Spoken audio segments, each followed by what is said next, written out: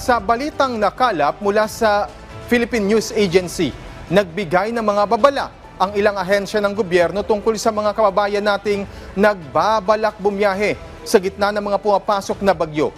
Ito'y bilang paghahanda sa posibleng maging epekto ng bagyong Pipito sa bansa, partikular sa Bicol Region, Visayas at Mindanao.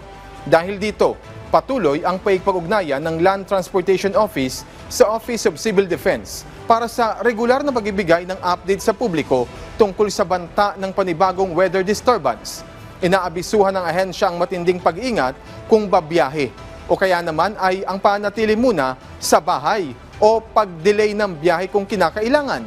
Samantala, nakataas na ang temporary suspension ng Land Transportation Franchising and Regulatory Board o LTFRB sa lahat ng land travel patungong Visayas at Mindanao sa pamamagitan ng Matnog Port.